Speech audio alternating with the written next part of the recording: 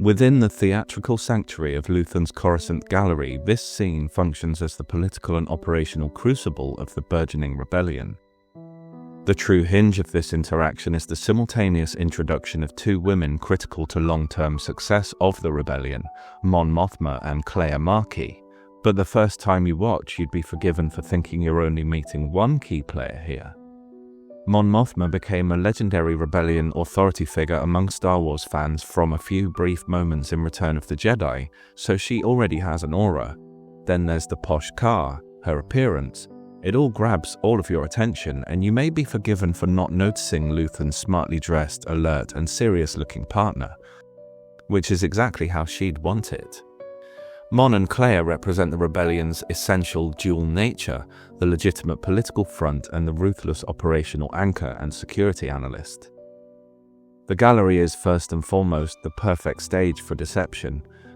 Museums and galleries are common trope locations for secret spy meetings, for instance in Alias, the Thomas Crown Affair, and Mission Impossible: Rogue Nation.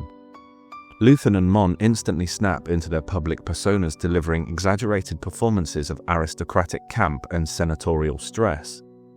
Luthen favors big, sweeping, wide-arm gestures meant to show he has nothing to hide. In real life, I'm kind of the anti-Luthen. People are a bit scared of me because I'm tall and very quiet and also have quite the resting bitch face, so strangers think I'm a silently glowering man who hates them. But it's basically impossible to be suspicious or fearful of this specific brand of gregariousness. It's like someone combined Kenneth Branagh's Gilderoy Lockhart, Babylon 5's Londo Mollari, and Uncle Monty from Withnail and I. All of which, of course, we should have been more suspicious and fearful of than we were at first. As I've aged, I've come to better understand that people with this much charm are often hiding something ugly. This elaborate public masking allows the real conversation and exchange of intelligence, fear, and demands to be conducted covertly and even overtly. Luthen's two-faced divinity is the scene's ultimate metaphor, two opposing entities, the public and the private, sun goddess and serpent sharing the same mouth but existing in separate, dangerous realities. Mon is the visible face of the rebellion, its sun goddess, out in the open, visible to everyone, hair the color of fire. Her value lies entirely in her legitimacy, her access to high finance, and her ability to remain politically pristine, but her public prominence is suffocating her ability to act, as is the Empire, which has become interested in her finances. Her complaint about late arriving petitioners and her anxious sigh of "how I need to hear that" seem like desperate flares of genuine exhaustion. She is under siege, being watched, being financially choked, and struggling to maintain the elaborate facade of her public life. Luthen's only going to pile on more pressure during this meeting. In stark contrast stands Kleya, Luthen's lieutenant and the serpent of the operation, hidden, coiled, watching, ready to strike. She is the silent, stern guardian who anchors the rebellion's security.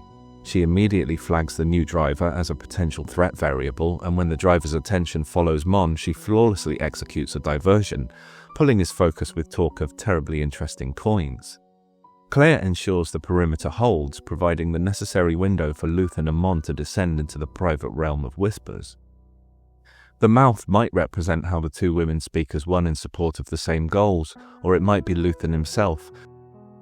His arm of the rebellion isn't exactly a democracy.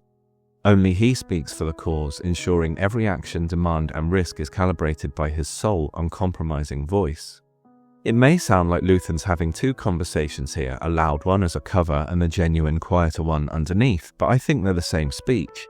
Every public statement serves as a pointed message to his asset.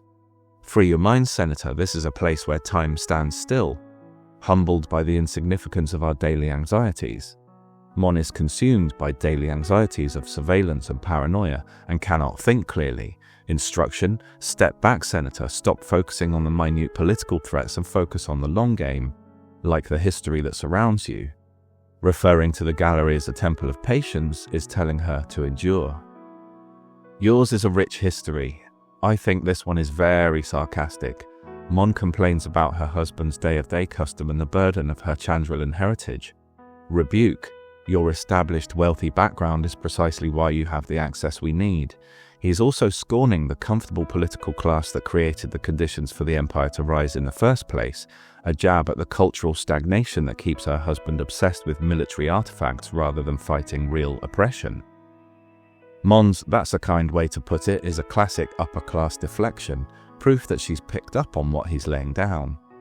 When Mon complains about the burden of her husband's military tastes, Luthen offers a Utapuan monk cudgel.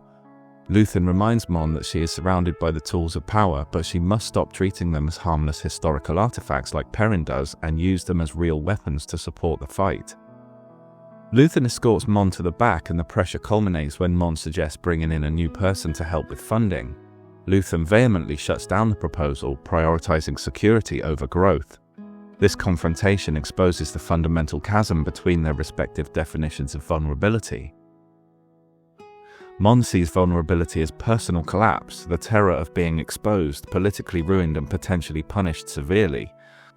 Luthen sees it as an operational rupture, the introduction of an unmanageable variable that could dismantle the entire network. Mon's final angry retort, "Don't lecture me on vulnerability, no one's more at risk than I am," is her declaration that the emotional price of her mask is starting to exceed the price of Luthen's network. Luthen raises his voice again, ending the exchange with a theatrical offer to loan the two-faced artifact, forcing Mon to snap back into her smiling, grimacing senator persona. On the surface, it's about a risky gift, but underneath is a message to Mon, part reassurance, part warning, and part instruction. If he doesn't love it, if the cover story doesn't fly, if the role you're playing at home becomes untenable, I'll be glad to take it back. I can undo this. You're not locked in, yet. It's a daring choice. This entire visit, this entire alliance, your double life is dangerous. You've stepped into something bold and risky. I trust you'll have the courage to turn back if it should be a bit much. On one level, it's almost patronizing encouragement, a bit of reverse psychology, a little negging. It's cheap, but it's effective. Luthen's telling her, this starts getting real now. There are no risk-free artifacts here.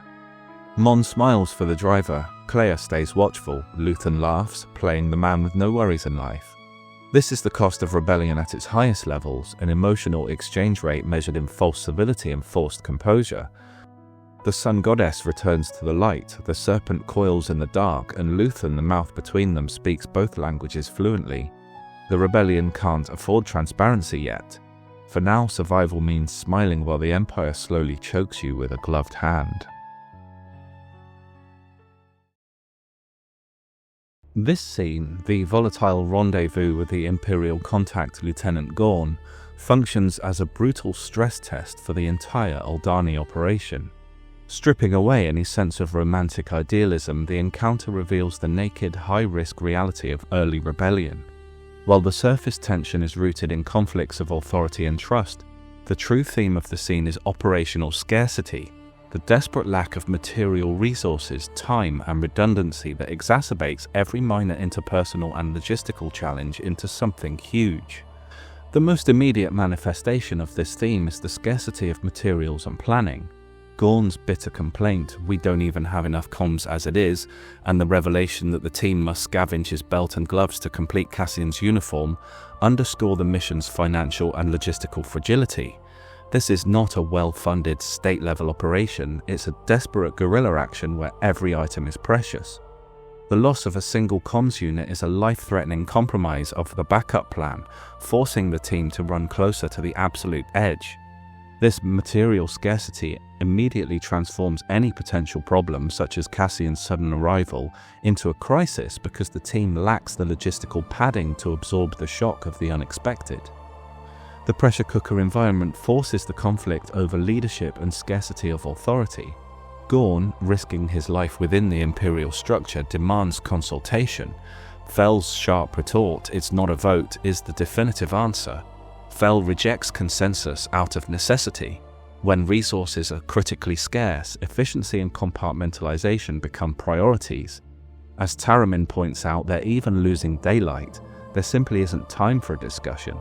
Fel's absolute authority, rooted in Luthen Rael's centralized, unseen command structure, is the only way to ensure the mission does not collapse under the weight of internal dissent and mounting external pressure. Her lack of time forces a hardline discipline that brooks no argument. The scarcity ultimately culminates in the scarcity of trust and the transactional nature of human assets. Cassian, initially viewed as a liability, is coldly redefined by Vel as a logistical necessity. "We need another hand, and you know it. Clem is our backup."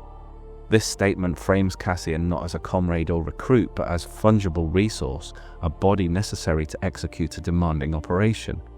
The transactional view of life is directly linked to the scarcity of commitment. When the pool of dedicated high-risk rebels is small, anyone capable of holding a gun or following an order must be deployed, overriding legitimate concerns about vetting and loyalty. Even Vel's position as the leader is a sign of how slim the pickings were. She seems to be doing a fine job in a tough situation. I'm not dissing her ability. But she can identify Luthen, so she's not the first choice for high-risk field work, and it's not ideal for someone's first command to be something this complex, hard and important. Luthen no doubt would have preferred someone more suitable, but his talent options must have been scarce. Gorn's existential fear, someone I've never met who suddenly got my neck in their hands, is a justifiable response to this reality, and Cassian's response of, "I know how that feels," is ironically the only moment of solidarity within this team in the whole scene. While Gorn loudly distrusts the newcomer, the scene actually closes on Skeen, sitting silently by the fire, watching Vel and Gorn, listening as they walk away. He's watching them particularly closely. The show's way of telling us to watch him particularly closely. Maybe the operational danger lies within the established group, rather than with the new arrival. This scene is a powerful thematic statement that the rebellion's core identity is forged in absolute desperate need. They lack comms, uniforms, numbers, time, and even internal consensus. The relentless operational scarcity compels the team to adopt a ruthless transactional discipline, prioritizing the mission's logistics above all else, above consensus, above comfort, and critically above trust. Every argument, every moment of heightened paranoia is a direct consequence of this chronic operational scarcity. It compels Vel to wield absolute authority and forces the entire team to adopt a ruthless transactional view of each other. Fundamental questions of loyalty, identity, and personhood remain ruthlessly unanswered, casualties of the race against time. The true poignancy of their situation is that their revolutionary fire is currently fueled not by ideology, but by the cold, unforgiving mathematics of necessity. The true horror of the Galactic Empire is not always found in the screech of a TIE fighter or the red blade of a lightsaber. Often it is found in the soft, ambient lighting of a Coruscant dining room where genocide is dismissed as bad conversation and fascism is welcomed because it is fun. In this scene, we witness the most intimate tragedy of Mon Mothma's life. She spends her days fighting the Empire in the Senate, only to come home and find it sitting at the head of her own table. The scene opens in a space that feels less like a home and more like a mausoleum. The visuals are striking, stark geometric whites, cold marble, and crystal chandeliers that hang like frozen tears. It's a gilded cage, beautiful and lifeless. The long dining table physically separates Mon and her husband Perrin Fertha, turning a domestic conversation into a negotiation across a demilitarized zone. Or even a demaritalized zone. But it's the costumes that tell the deeper story. Mon stands rigid in high-necked, structured clothing that resembles armor held together by sheer will. Perrin, conversely, lounges in loose, flowing leisurewear. He is unarmored because he has no need for protection. He is the demographic the Empire was built to comfort. Here's a question. You may remember when we first saw Luthen and his retractable cane, we had a moment where he looked like a Jedi? Anyone also think Jedi when they see Perrin? The hair, the robes?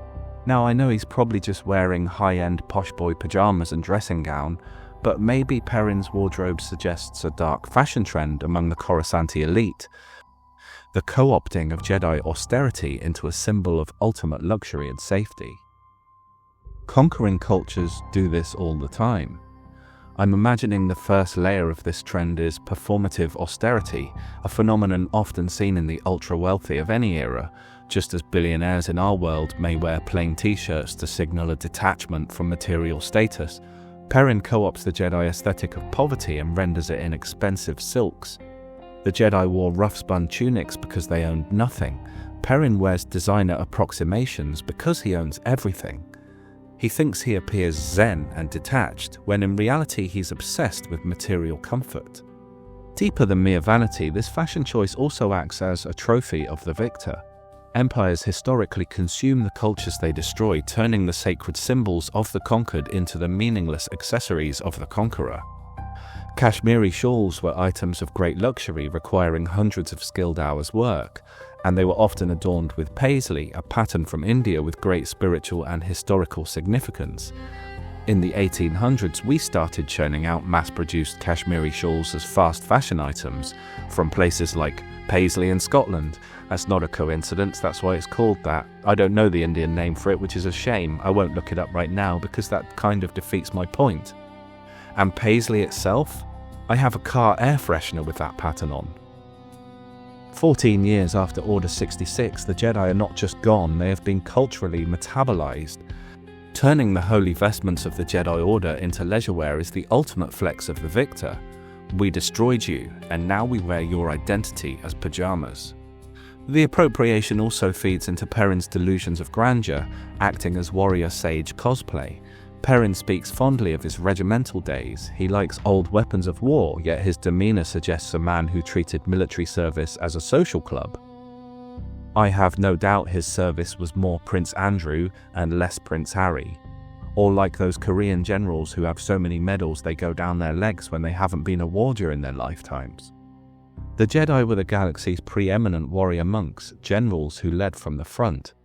By adopting their silhouette, Perrin allows himself to feel the borrowed valor of the warrior monk archetype without ever having to lift a lightsaber or sleep in a trench.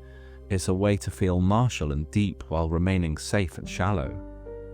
Perrin's outfit might be a moral crime as much as a fashion crime. It takes the sacred vow of a genocide's victims and turns it into a fashion statement for the galaxy's most indulgent gluttons. Or, maybe it's just actually loungewear. Perrin is a terrifyingly realistic antagonist because he's so banal, so air quotes chill. When he mentions his regimental mate, the governor of Hannah, he isn't thinking of the occupation or the suffering of the locals, he is thinking of an old-school friend to drink wine with. This disconnect drives the scene's central conflict, the dinner party guest list. Perrin has invited the architects of tyranny, Sly Moore and Ars Dangor, into their sanctuary. I looked them up. They're known characters. Don't think I'd want them at a party either, having a hard job imagining Sly being a laugh in particular. When Mon recoils, noting that these people spend every day trying to destroy our work, Perrin's defense is chilling in its simplicity. These people are fun. With that single line, the mask of civility falls away. To Perrin, politics is a game. He has the luxury of separating a person's policies from their personality because he's not affected. He can laugh with a man who cut off the Gorman shipping lanes. Nice early mention of a Season 2 arc there. Because the starvation of thousands is an abstract concept to him, occurring far away from his climate-controlled existence. When Mon attempts to pierce this bubble, suggesting they invite the starving Gormans to see how amused the guests would be, Perrin does not engage with the moral weight of her words. Instead, he pathologizes her conscience. Perhaps you should have a rest, he says, dismissing her moral outrage as hysteria, a symptom of an overworked woman who just needs to calm down. He's gaslighting her. She's not making a good point, you see. She's just tired. Oh, I don't like him. We haven't had someone to hate on since Tim died, and I was all conflicted about him anyway, so welcome to Perrin. The scene culminates in his final petulant plea. Must everything be boring and sad? For the Gormans, the Empire is a tragedy. For Mon Mothma, it is a mortal threat. But for Perrin, any resistance or pushback is merely a buzzkill. The scene closes with a moment of crushing domestic realism. Perrin mentions the rumor of a present. When she replies, "It's going back," she isn't joking, but she's not telling the truth either. It's a hollow threat born of exhaustion. They both know the gift isn't going anywhere. I can't remember if we see the scene, but I assume it will be performatively presented at the dinner.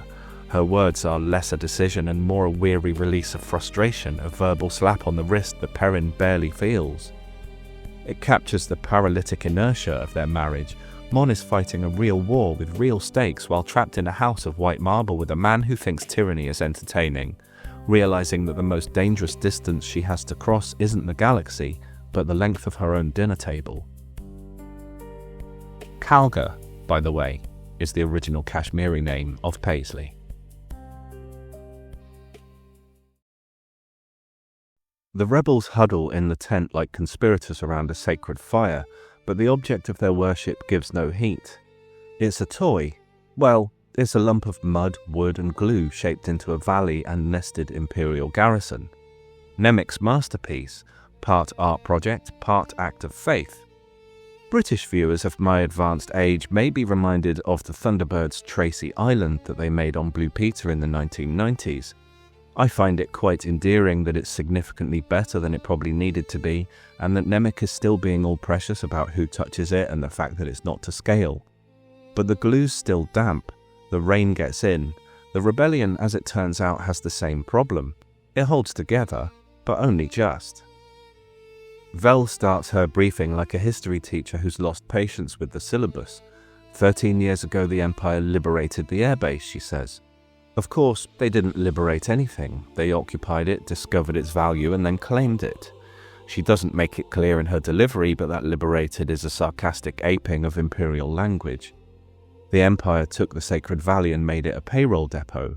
The temple became a storehouse, the river a dam, faith became inventory, and now a handful of half-starved idealists are going to rob the place and call it freedom. Cassian listens. I can't really get used to him clean-shaven, by the way. Arms crossed, eyebrows doing all the talking. He's been in enough fights to know when a plan sounds insane.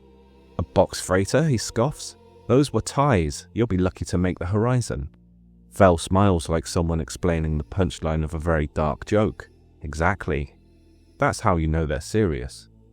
Around the model, belief takes different forms. Nemik, bright-eyed and caffeinated on hope, provides scientific wonder. He can't resist explaining the physics. It's not a meteor shower, it's crystallized noctilucent microdensities, he says, as if the poetry of rebellion lies in the syllables.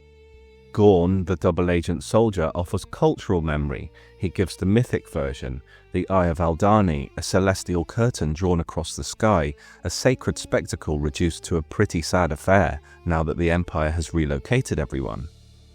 Vel provides factual exposition and keeps them on track, treating beauty like an operational variable. Cassian injects hard realism, until finally realizing with a small laugh and a fatalistic grin that it's actually a really good idea. This crossfire of perspective shows that the rebellion isn't ideologically unified. It's a coalition of technicians, believers and survivors, people whose languages of truth don't quite align, but in this tent they're forced into coherence. It's the first time we see them forming a team. It's here that Cassian's cynicism finally gives way. This is his conversion. I wouldn't call him a rebel yet, but he is as in as it gets for today. He is not laughing at the danger, he is laughing at the sheer, beautiful, astronomical cheek of it. He knows his way around a heist, and this is a great plan. He's in. That's the moment he joins, really joins, the moment disbelief turns into respect. The genius of it is simple. They'll hide beneath wonder. While the sky performs a miracle, they'll steal the Empire's wages and vanish into the light. The eye becomes both camouflage and symbol, while the ancient beauty of the natural world is cynically, brilliantly weaponized. But beneath the science is something tragic. The Sacred Valley, once a site of pilgrimage, is now a tactical asset. The rebels are trying to steal it back, piece by piece, word by word. Even their little clay model is an act of reclamation. The eye will open, the heavens will ignite, and somewhere in that chaos, a handful of people who shouldn't even trust each other will try to become history. They'll fly through beauty while the heavens erupt, and they'll vanish under the cover of awe. Who's stupid enough to try that? Skeen sums it up, half laughing, half mourning. No one but us. Maybe no one else is desperate enough to believe glue can hold a revolution. And yet it might, because that's what rebellion often is. Persistence. You patch the holes, prop up the edges, pray the structure lasts one more storm. The glue never really dries, the rain always gets in, but sometimes with the right people and the right plan. In Cassian's words, you wouldn't call it flying, but somehow the whole thing just about gets you there.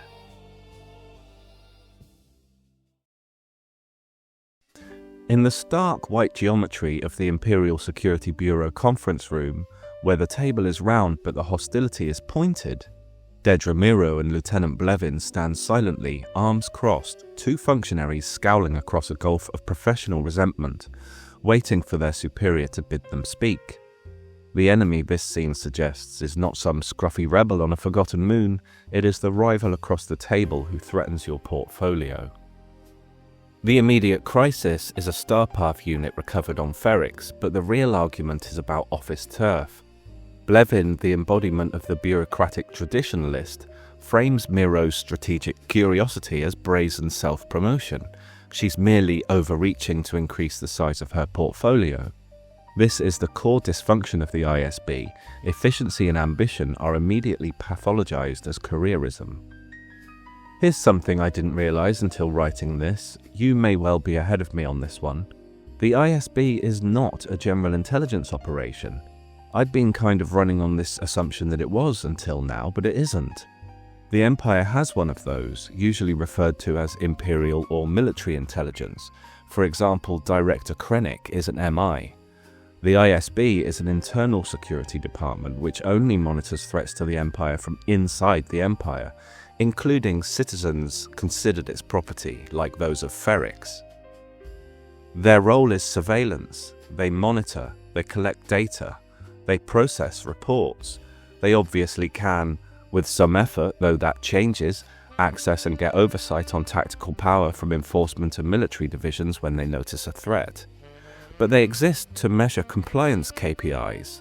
They're a giant corporate HR department with the power to end your life. Actually, that's just a normal HR department. What they definitely aren't meant to be doing is monitoring the galaxy generally for rebel threats. That's like someone from MI5 or the FBI doing MI6 or CIA work. Dedra thinks the fact that she's responsible for the shipyards where the items go missing gives her jurisdiction, and that's probably true to an extent, but the ISB doesn't operate with the flexibility that enforcement or military intelligence do. So without specifics, Partagaz has no process to follow and it's pointless to raise it. It's not what they do. Gut feel isn't a thing in the ISB, and if it was, maybe they'd be called the IBS. Dedra has targets to hit, people to oppress. She has a job to do, and this isn't it. Even if she came across evidence of something, she'd merely have to write a report for MI, who would then take the jurisdiction from her to deal with it. Partagaz isn't saying this isn't serious. If it's true, he just lacks the ability to act until it's true. He tells Dedra to tell him when it becomes verifiable, not if, so he's not dismissing it outright. He's not even telling her not to monitor it anymore, but she needs to be prioritizing her reports. Blevin has his in, and business as usual first. Whether Dedra's sex specifically is an issue for Blevin is undefined. Partagaz may be referring to her being from enforcement, which sounds blue-collar, she was a cop, rather than from the Imperial Navy Old Boys Club that usually land these ISB roles because they went to the right private academy. But either way, this is absolutely framed as sexism and will be familiar to a lot of women in the business world. Partagaz specifically points out she's part of a diversity drive in the ISB. For Dedra to succeed, she must not rock the boat. She must stay quiet and not pick fights with the old school men. She must remain tucked away. The fact that she's ambitious is repeatedly used by Blevin as a critique. Ambition? How very dare she?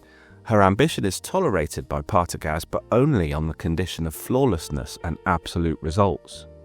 I do have a question as to what made Dedra associate the Starpark unit theft with Luthen's rebellion when it had nothing to do with him and was Cassian's work alone.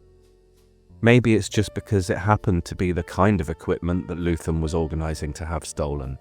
But for all we know, Cassian's done a number of these other jobs in the past for Luthen.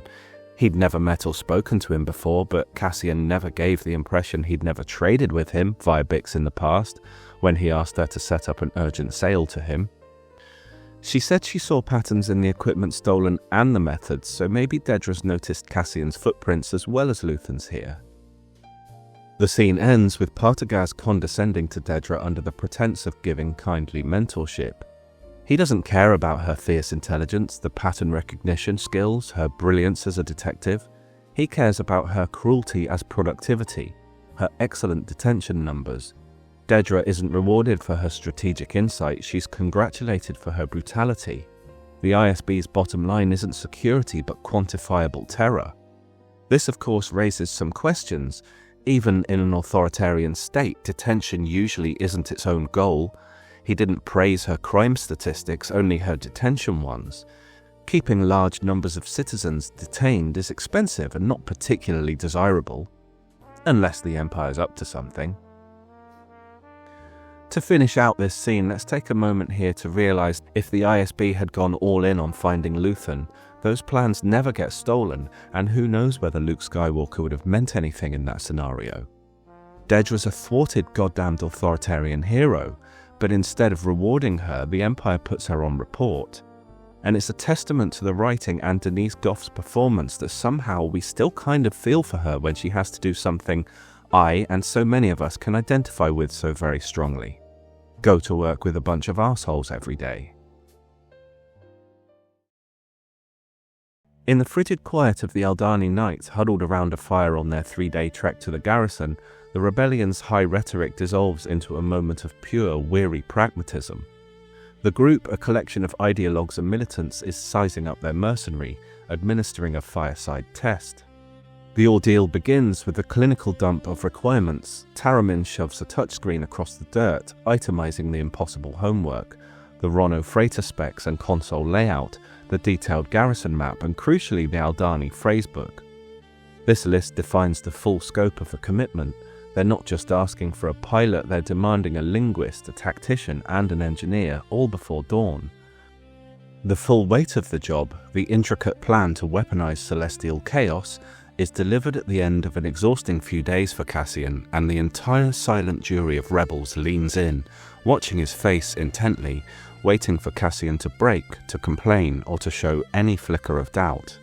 They are looking for the precise point where the sheer impossibility of the task will make him quit.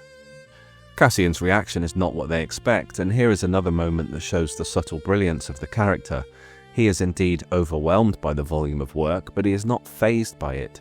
It's more than he expected. He knows the Rono pretty well already, but the phrasebook is a big deal to come out of nowhere. Nonetheless, this is all within his capability. He notices the others staring, waiting for his reaction, and cuts through the tension with a mundane, relatable, albeit exasperated request. "Can I eat my food?" It's a beautifully dry, almost domestic response, the weary protest of a man who recognizes the colossal task ahead, but is still too tired and hungry to begin the paperwork. It's the mercenary version of a long-suffering spouse being ambushed with an impossible chore list. He isn't saying no or this is too much. He's saying, I'm a professional. I'll do the job, but I need my dinner first. He's right, of course. Vel knows everyone needs to be kept fed and warm until the action begins, and she affirms his request with a crisp finality. You'll eat, you'll let Cinta check the bandage, and you'll have learned all of that by morning. She confirms his place in the machine. Cassian's competence is proven not by a grand gesture of defiance or eagerness, but by his sheer unwavering pragmatism.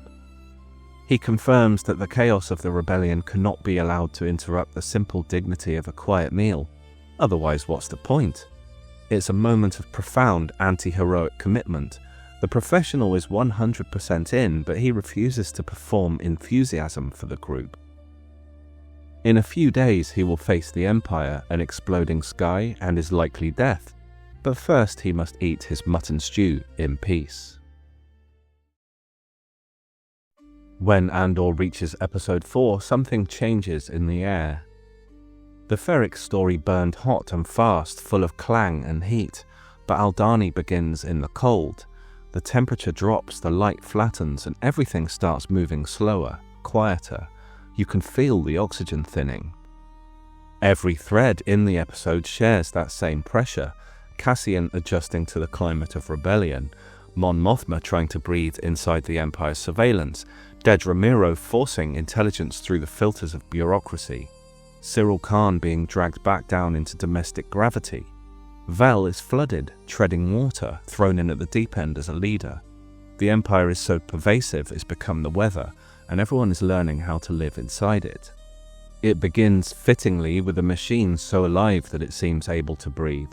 Inside the Fondor Hallcraft, Luthen shows Cassian what real adaptation looks like: total control of the environment. His ship obeys like an extension of his nervous system. Every system hums at his command, every move anticipates pursuit. The ease with which he commands its power is the first proof that rebellion in the right hands can be engineered. That's how rebellion survives here, through mastery of the same mechanisms that enslave everyone else. Cassian's journey is the most literal. He climbs into the rebellion like he's climbing into altitude sickness. Aldhani's air is sharp and thin. Every step demands control. Vel tells him to stay silent, to keep moving, to learn before dawn. He's surrounded by people who ration everything: food, medicine, trust, belief. Even kindness is measured out like it's fuel. He expected hardened, equipped mercenaries, but he's found a ragtag group struggling to keep it together. Before Cassian's boots even touch Aldhani soil, we see adaptation happening at the top. Luthen passes Cassian and command to Vel like he's handing off a live weapon. His tone is precise, almost surgical, reminding her what to say, what not to say, when to let Cassian think he's in control of his own fate. She isn't new to rebellion, but leadership is a different altitude, and Luthen knows it. He's teaching her the first rule of command in a paranoid system. Authority means absorbing the panic of everyone beneath you while showing none of your own, and making decisions you may never forgive yourself for.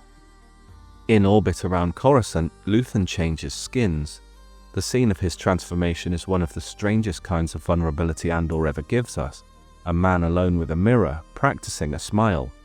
The wig, the robe, the rings, every piece is armor but made to disarm those who see it. By the time Mon Mothma arrives, the gallery gleams like a temple built to hide heresy. He laughs loudly, gestures wide, makes sure she notices the artifacts that surround her mean something. At the end of this scene, he warns her that her atmosphere is about to change forever, even gives her the chance to back out if she can't catch her breath. Mon is suffocating. She's trying to fund treason while hosting dinner for fascists. Perrin fills the house with laughter and ghosts from her past, people who dine on starvation, and she's forced to smile through it. Here, the atmosphere is perfectly climate-controlled for Perrin, but Mon has to fight for every breath. In her world, rebellion happens behind etiquette. When Major Partagaz presides over his briefing, the ISB reveals itself as an ecosystem pretending to be an organization. Each officer presents their sector like a weather report: quotas, compliance figures, detentions. Blevin's firing of the Primor security staff for their failure on Ferrix plays like a bureaucratic exorcism. 3 men dismissed, their downfall logged as administrative success. While the final bell rings in a dawn of a new type of atmosphere on Molana 1, Ferrix and the surrounding worlds. One somehow more cloying than it already was under Primor. Every failure becomes compost for the next layer of control. Even in the ISB's architecture, the smooth circular table and the glowing floor, you see that perfection as suffocation. Power without heat. Dedra Miro wages her battle in rooms that are somehow colder for her than for everyone else in there. She stands surrounded by men who view curiosity as a liability. Her theory about the equipment thefts is sound, maybe even visionary, but in a department that measures control by numbers detained, too much thinking is dangerous.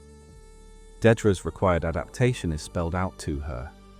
Stay quiet, tuck yourself away, and outperform everyone else to get the same level of respect. Even Cyril, falling through Coruscant's levels, fits into this ecology. His descent is physical and emotional, from the corporate skyline to a dingy flat which barely ever sees the sun. His mother's slap feels like a seal closing on him. Everyone else in this episode learns how to evolve, but his change is for the worse. He fossilizes. Every space we visit has its own atmosphere. The Aldhani Valley is cold and thin.